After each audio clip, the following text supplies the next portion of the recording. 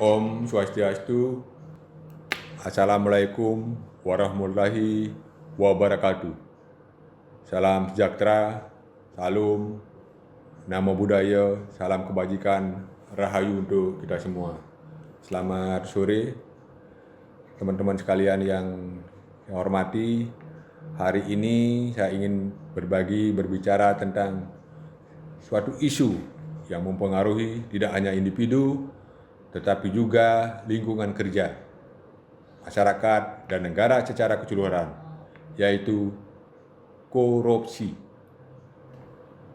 Korupsi merupakan penyakit sosial yang merusak fondasi moral, etika, dan pembangunan secara berkelanjutan. Dalam kesempatan ini, saya ingin mengajak kita semua untuk memahami dan menghindari korupsi, serta menyadari betapa pentingnya peran kita dalam memerangi masalah ini. Korupsi dalam berbagai bentuknya merugikan semua orang, tidak hanya merusak kepercayaan masyarakat terhadap pemerintah dan lembaga-lembaga publik, tetapi juga menghambat pembangunan ekonomi dan sosial. Uang yang semestinya digunakan untuk investasi dalam pendidikan, layanan kesehatan, dan infrastruktur seringkali diarahkan ke tangan segelintir individu yang tidak bertanggung jawab. Salah satu alasan mengapa korupsi perlu dihindari adalah dampak sosial dan ekonominya. Korupsi menciptakan ketidaksetaraan dalam distribusi sumber daya dan menciptakan kesenjangan yang semakin melebar antara mereka yang memiliki dan mereka yang tidak memiliki. Ini dampak merusak stabilitas sosial dan memicu ketidakpuasan yang berujung pada konflik. Tidak hanya itu, korupsi juga berpengaruh pada pembangunan berkelanjutan.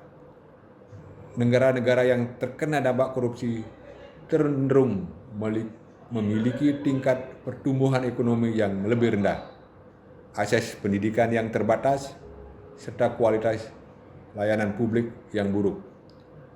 Korupsi menghalangi investasi asing dan pengembangan ekonomi yang sehat.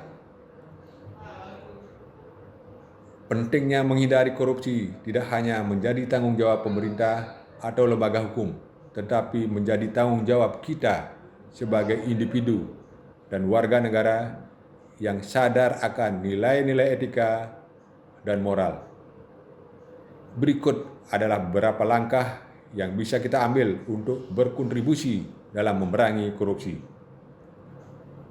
Yang pertama, berpikir etis.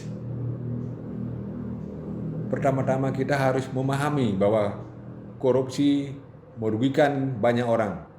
Sebelum terlibat dalam tindakan yang meragukan, kita harus selalu bertanya pada diri sendiri tentang konsekuensi jangka panjang dari tindakan tersebut. Yang kedua, transparansi.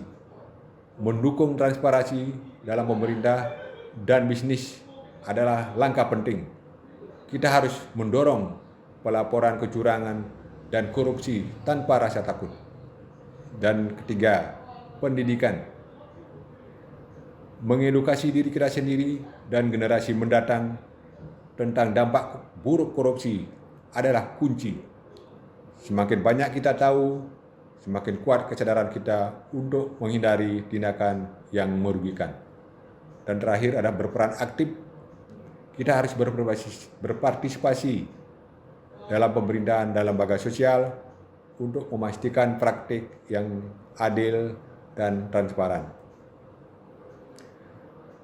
Teman-teman sekalian yang hormati, kita memiliki tanggung jawab untuk menciptakan dunia yang lebih baik dan lebih adil.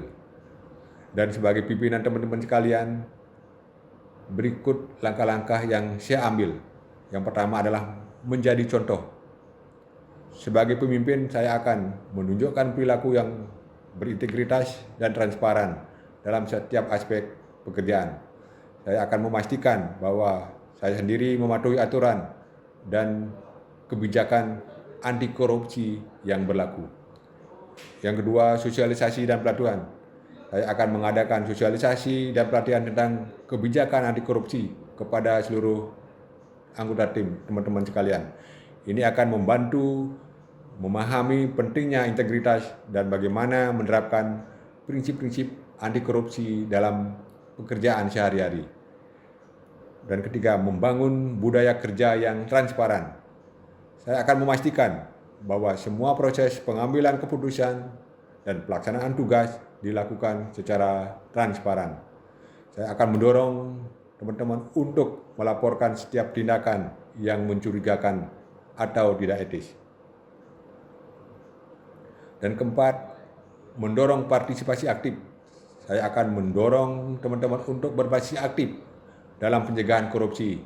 Ini dapat dilakukan melalui pembentukan tim atau kelompok kerja yang bertugas untuk memantau dan mengevaluasi pelaksanaan kebijakan anti korupsi.